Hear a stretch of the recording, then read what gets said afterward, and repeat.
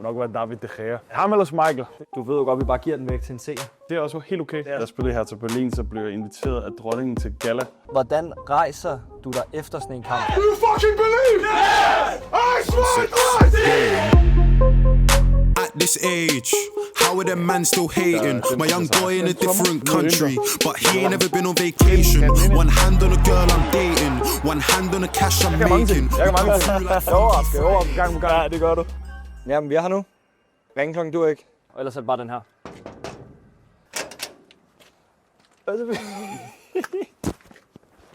Godt at se dig. Lige måde. Carlsen, dreng. Alvel. Godt at se dig. Tak fordi vi måtte komme. Selvfølgelig. Kom indenfor. Ind i tørværet. Ind i tørværet. Og du har fået en ny cykel. Det røde lyn. Eller er det Klaas? Nej, det er Klaas. Jeg har lånt den en gang. Lige der jeg var kommet til. Så havde jeg ikke nogen bil, og så skulle jeg tage en taxa. Ringer efter en taxa og siger, at jeg er der om 5 minutter. Taxaen kommer ikke. Jeg må sætte mig op på det røde linje. Så måtte jeg jo cykle herfra 10 km ud til træningsanlægget. På den der. De har jo aldrig nogensinde set en komme cyklende til træning. De var flade i grin. Så er man fra Danmark. Så er man rigtig meget fra Danmark. Først og fremmest tak fordi du måtte komme, Olli. Selvfølgelig. Vi skal følge dig op til kamp mod Como. Hvad glæder du dig mest til? Jamen, bare spille igen for Fiorentina, som jo der har nogle år siden, at jeg har gjort det. Så ja, det glæder mig bare til at vise, hvad jeg kan, og jeg spiller mod en god modstander. Det er en god modstander. Hvem har de spillere? Jamen, de har nogle gamle spanske legender jo. Sergio Roberto, Alberto Moreno, Morata, træneren, Fabregas. Ja, du får nok at se til, tror jeg. Ja, det tænker jeg også. Det bliver spændende. Det er godt. Jeg plejer at starte med en house-tour. Ja. Kan vi lige hoppe ind og kigge? Kom ind for. Ej. Det skriger jo Toskana, det her. Det er flot. Meget italiensk. Meget italiensk. Du har taget skakspillet med, kan jeg se. Ja, men det var, jeg spillede det med min kæreste her i går. Og hvem kom med sejr? Jeg tabte. Ja. Jeg taber tit til hende. Jeg er meget streaky spiller. Enten så vinder jeg 4 gange i streg, eller taber jeg. Du er humørspiller? Jeg er meget humørspiller. Det er lidt ligesom fodbold, ikke? Ja, det er rigtigt. Køkkenet, jeg måtte lige, fordi min kæreste, hun har bagt kanelsnegle og sådan noget, inden den kom, så jeg fik lige taget det værste. Ja, men det ser godt ud. Hvordan er fordelingen i forhold til madlavning? Er det 50-50 mellem dig og Klaas? Jeg tror godt, vi kan sige, at det er hende, der styr på det herude. Ja. I hvert fald den første del. Altså. Men det er jo ikke, fordi du ikke kan lave mad. Du tager opvasken. Ja, jeg tager opvasken. Du kan godt lide at spise mad i hvert fald. Jeg elsker at spise mad. Det ved jeg. Ja. Skal vi have køleskabstjekket? Nå ja, En køleskab, det plejer vi at lave. det må I gerne. Den er mig. Okay. Hopper lige herover. Det er et italiensk køleskab. Der er ikke så meget inde i, som sagt, min kæreste. Hun er smuttet til Filippinerne for at arbejde på den danske ambassade. Det skulle ikke undre mig, hvis der var nogle af de samme ting, der er der om en halv år. Næste gang. Ja. Men det er da godt at se, altså selvom Clara er væk, så får du da stadig... Det var noget, hun vaskede, inden der var hun tog afsted, fordi hun skulle have nogle ting med. Så de huslige pligter, det er ikke dig? Jo, altså jeg vasker tøj, sådan underbukser, sokker og sådan noget, men sådan mit normale tøj plejer at sende til rens. Ja, okay. Det meste af det. Men det er også fordi, jeg føler, at det er så fint, at det skal til rettes. Jeg har været i Prada-butik med derinde i byen. Det er en god segue til Der er jo klædeskabet. nogle af mine sko her jo. Nå, lad os se. Hvilket par er du gladest for? Dem her hernede har jeg brugt rigtig meget Okay. i år. Og jeg har også dem her, dem er jeg også glad for. Lige nu har jeg lidt problemer med tonen, så jeg kan ikke gå i dem. For Mason Margiela. Dem synes jeg er seje. Ja, den er også fed. Men det er bare, når du siger, du har et problem med tåen, så du ikke kan gå i den, så dør jeg jo.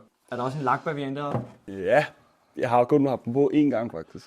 Fordi Ej, hvor er den spids. da jeg spillede her til Berlin, så blev jeg inviteret af dronningen til gala. Hun kom på besøg. Jeg får et brev fra den danske ambassade. Jeg blev inviteret til den her fest. Og så står der bare et dresscode smoking. Stivste pus. Og mig fra Katamine, søn af en fisker, ejede selvfølgelig ikke lige en smoking. Er det okay, at jeg lige fjerner vaselinen, der ligger der? Det er til min målmandshandsker. Godt, du lige har været oppe i kamp. Jeg ved, du er glad for en god cardigan. Det er. Har du et yndlingsspise herfra?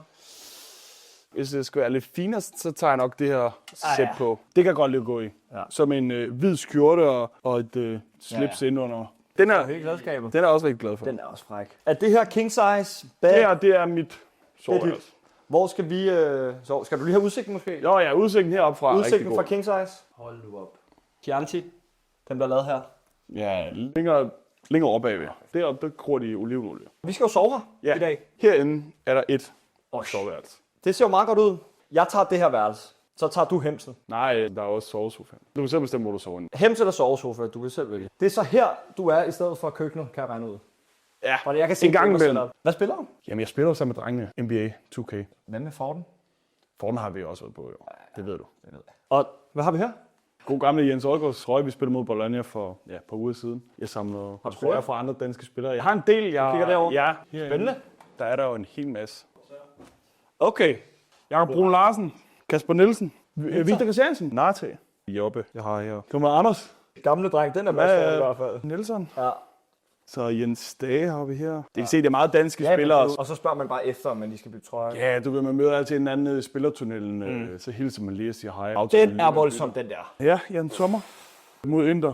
Må jeg røre den? Ja, det må du gerne. Kæft, hvor er den fed. Og lige op og skift, så dribler vi ud af. Og må vi se outfittet? Der har vi trøjen. Ja, hvad har du med? Jamen, jeg tænkte, de skulle have en gave. Det er løgn. Begge to. Må jeg se? Karl får et godt se med sko. Tak for det. Ej, hvor er den I skulle lige have en souvenir med hjem. Okay. Du ved jo godt, at vi bare giver den væk til en seer. Ja, det er også helt okay. Er det fair nok? Ja, det er fair nok. Jeg har jo slået plattet kroner om, hvem der giver den væk. Ja, sten, saks, papir. Kan du signere den? Kan jeg i hvert fald. Karl, han har efterspurgt at få lov til at se anlægget. Er vi enige om, det er en af de fedeste i serie? Ja, det er helt klart det fedeste i serien. Seriøst? Af alle holdene? Ja, det er jeg næsten overbevist om. Så det tænker jeg, vi skal. Men først en tur på... Piazza eller Michelangelo. Ja, for det kan jeg ikke udtale. Vi har ramt Piazza. Michelangelo. Okay, det kan jeg godt udtale. Ja. Og er vi klar på den her? Hvem er den bedste keeper, du har haft æren af at træne sammen med? Det vil nok være David De Gea. Får han den? Det er ham eller Michael. Det er to gode navne. Det er to rigtig gode navne. Nok sige David, ja. Ja. Han er også en United-legende. United-legende har vel også været kort til verdens bedste målmand. Det er derfor Premier Leagues bedste målmand på gang. Ikke? Hvad har du lært af ham? Det er svært sådan at imitere den måde, han står på mål, for han har en meget speciel stil. Men han har jo nogle fantastiske hænder. Ja. Han har også nogle store grabber. Så det hjælper også lidt på det. I har meget kammeratskab, har I ikke det? Jo, det har jeg. Selvom han tog min plads, det siger jeg også til ham til. Han er en topfyr, og man kan slet ikke mærke på, om han har en kæmpe status og den karriere bag sig. Ikke? 12 år i United, så har han gjort det meget godt. Hvad så med de bedste markspillere? Jeg har spillet med en del dygtige, synes jeg. Nico Gonzalez, argentinsk landsholdsspiller. Moise Keane, Osco, Artur Melo, som jeg også var meget imponeret af. Artur Melo. Ja, okay. Kevin Prince Boateng har også på det samme med. Hvordan var han at være i omklædningsrummet? Og... Han er jo en karakter, det vil han også godt til. Så han går imod dig, da du kom til Ja, men han går lidt tæt folk, når de kom, og lige snakke lidt lort, og det gjorde han også med mig. Vi havde en eller anden øvelse med nogle afslutninger, målmændene mod markspillerne. Så må de skyde ud for dødet, og så lavede de sådan 4-5 mål i streg, og så råbte den, nu skal du gå ind og ringe til din far og græde i telefonen efter træning, og så måtte det lige tage mig lidt sammen, og så skruede de ikke rigtig så meget på mig mere efter det. Og så fik jeg også lidt respekt derfra. Du kunne godt tage det. Hvad siger vi til at rykke ned i byen? Lad os gøre det. Nu har vi set den flotte udsigt. Et af de steder, man skal se, når man er i Firenze første gang, Karl. Og il chiave, scusa me. Jeg havde en lærer i det første år, jeg spillede ham. Og så lærer man det jo bare, fordi alt foregår på italiensk, så lærer man det jo bare. I klubben? Ja, så lærer man det jo også bare efterhånden, fordi man hører det så meget. Ja. Og hvad med i Tyskland? I Tyskland er det også hurtigt. Det er lidt nemmere, ved vi har ligesom haft tysk i skolen. Ja. Selvom jeg var skandaløs til det i skolen. Hvor er vi landet nu? Ja, nu er vi på Ponte Vecchio. Guldbroen. Guldbroen? Ja, men du kan jo se, der er guld... Ja, der er smykker. Var det her, du købte din forlovelsesring til Clara? Ikke her, det var derinde. Er det rigtigt? Seriøst? Hvilken spiller har du mødt i kamp, der har gjort dig mest starstruck? Det vil nok være for en af Bayern-kamp. Sadio Mane, tror jeg. Ja. Marco Reus også. Ja, okay. Synes jeg også han var helt vild med, da jeg var yngre. Ja. Du ved, der hvor Dortmund rigtig kom frem i klub. Kan du give os en top 3 over bedste målmand all time? Manuel Neuer kan man nok ikke komme udenom. Buffon. Og så min personlige top 3 vil jeg nok også putte Iker Casillas ind. Mere sådan sentimental, for det var den første målmand, jeg sådan rigtig blev forelsket. Og han havde også bare så mange år. Han havde så mange år. Han var anfører for Real Madrid, for det spanske landshold. Vi så ham jo, da vi var 8-10 år, vinde EM, VM og så EM igen. Det er rigtigt. Den her har jeg glædet mig til at stille dig. Hvad var du blevet, hvis du ikke var blevet målmand? Eller fodboldspiller? Så tror jeg havde arbejdet med unge mennesker, tror jeg. Okay. Arbejde med nogle unge drenge, som er lidt svært eller sådan noget. Okay. Udsatte unge? Udsatte unge. Godt svar. Jeg er nok ikke kontortypen. Nej, det er bedre svar end Carlo, der siger hjemløs i hvert fald. Hjemløs tror jeg i hvert fald ikke, jeg var blevet. Nej, det tror jeg så var jeg nok kommet med den gamle ude af fisk. Den her, den stikker lidt dybere, så du må godt få lidt tænketid til den, okay? Okay. Hvad er det største beløb, du har brugt på en tur i bilen? Vi kan godt klippe det. Hold da kæft. Den redder mig fuldstændig. Den redder dig fuldstændig? Så har jeg lagt et spørgsmål her. Ja. Hvor kommer kælenavnet Grimbo fra Midtpark? Ja. Det er god timing med en fucking grip, der sidder lige derovre. Jamen fuldstændig. Grimbo Katamine. Det startede helt tilbage med, at vi var på en lejrskoletur på Bornholm, hvor vi var hen og se Bornholms rovfugl-show. Og så lavede de en eller anden konkurrence, hvor de gav en eller anden trøje ud, hvor der selvfølgelig var en grip på. Jeg vinder selvfølgelig den der konkurrence. Du vinder den? Så den trøje, det bliver sådan en trøje, jeg tager med, når vi er til fodboldturneringer. Du ved, de gode gamle, ude på skolerne, sove, pissekoldt om natten. Ja.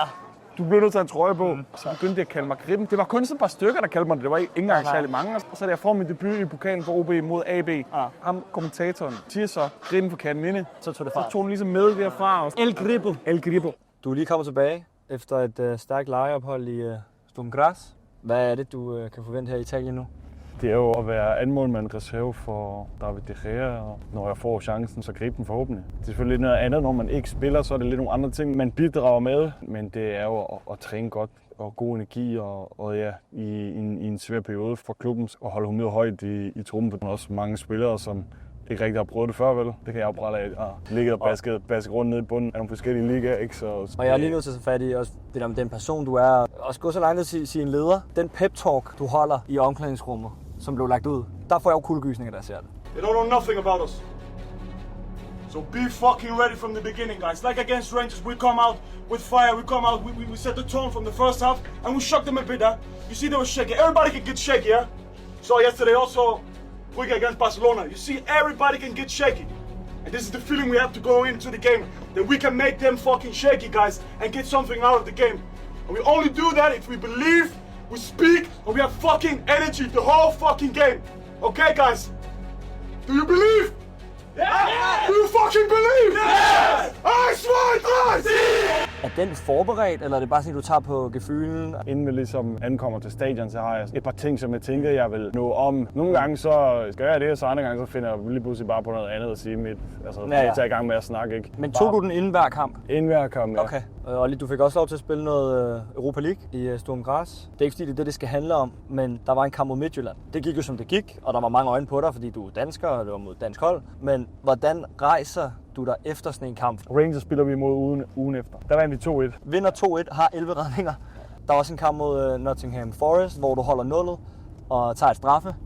Det må bare kræve en vild mental styrke. Sådan er det jo. At være målmand, når du som målmand laver en fejl, jamen, så koster det en. Du bliver nødt til at komme videre og komme hurtigt over det, så hurtigt som du kan. Ja. Komme ud på træningsbanen og få nogle gode repetitioner ind og få det glemt den vej rundt. Fejl, de kommer fra alle. Ja. Om du hedder Oliver Christensen, eller om du hedder Manuel Neuer, så en gang imellem så ryger den sgu mellem menneskerne. Det må man bare lære at leve med. Ja. Og man nok ikke lige skal gå ind og læse Facebook-kommentarerne, når man har haft lidt smør på handskerne, ikke? Anlægget? Vi kommer sgu nok ikke ind. Nej. Men du kan jo lige se, der er sådan vores anlæg ser ud, og vi er her ved vores træningsstadion. Vores er heroppe. De her 2 baner er vores. Lad os infiltrere det. Vi er på anlægget, og vi sniger os lidt rundt, fordi vi ved ikke, hvor meget vi må filme. Du ligner seriøst en røver eller et eller andet. Jeg vil ønske, at I kunne se ham. Han er en udsigt. Nej. Vi træner kun her om sommeren. Vi har sådan nogle åbne træninger. Nu der er kamp mod Como her med et par dage. Altså, hvordan er forberedelsen op til? Dagen inden kamp, træning. Om eftermiddagen, så bliver vi ude på anlægget og spiser aftensmad sammen. Og så møder du ind til morgen med næste dag i klubben klokken 10. Og så har vi lidt træning på banen på kampdagen. Ja. Taktisk, lidt standarder. Ja. Video er der selvfølgelig også dagen inden kamp. Ikke? Forbereder vi os på modstanderne, på hvad vi skal gøre, når vi har bolden, og hvad vi skal gøre uden bold. Lad os sige, I får en sejr mod Como. Hvad er chancerne for, at du laver den her efter?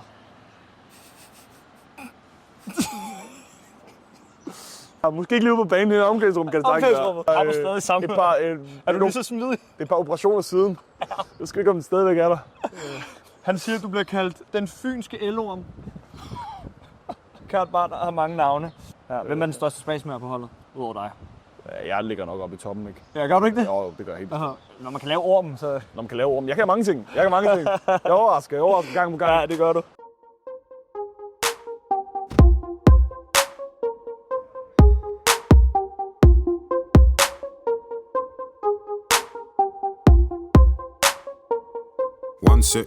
Game. At this age, how are them man still hating? My young boy in a different country, but he ain't never been on vacation. One hand on a girl I'm dating, one hand on the cash I'm making. We come through like Funky Friday and have all your man them skating. I came in 550 on trainers.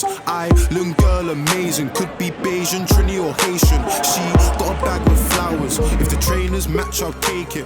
Me and bro just shut down Gucci. Had the whole of the shop. Skal vi tage et spil skak hen over den her snak, eller?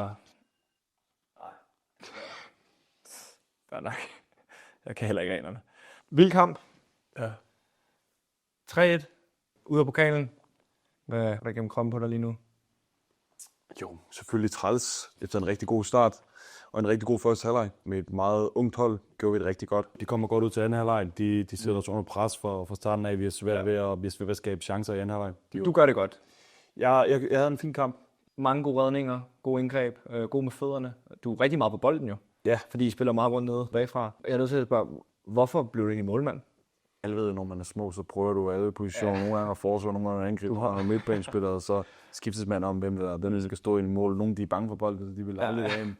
Det var mig. Det kunne jeg forestille mig. Og så var det bare der, du... Det var der, jeg fik mig bedst at passe. Jeg tror også, jeg var lidt crazy. Det siger du ikke. Du blev parkeret dernede. Det var nok også derfor en gang imellem, du ved, så når du lige kogte over for mig ude i marken, så kom jeg ind på målet og var lidt væk fra de andre. Så. Men okay, nu skal det ikke heller kun handle om fodbold. Altså, der skal jo sgu også ting i dit personlige liv, ikke? Altså, du har lige friet til kæresten. Yes. Sagde hun ja? Ja, det gjorde den. Det gjorde den heldigvis. Det er godt, hun tøvede ikke. Nej, det burde måske ikke gjort. Ja, det kan godt være. Og du havde en ring klar og sådan noget? Var det en ravring? Det var en ravring. Ja. Jeg selv lavede den. Ja, okay. Og der er måske noget bachelor party og sådan noget, eller hvad? Det ved jeg ikke. Man kan jo ikke planlægge sin egen bachelor party. Det Rigtigt. tænker jeg. Jeg sidder og tænker, hvad skal Karl gøre, for at han kan komme med til den? Hvad Karl skal gøre? Han kan filme den? Nej, den må ikke blive dokumenteret.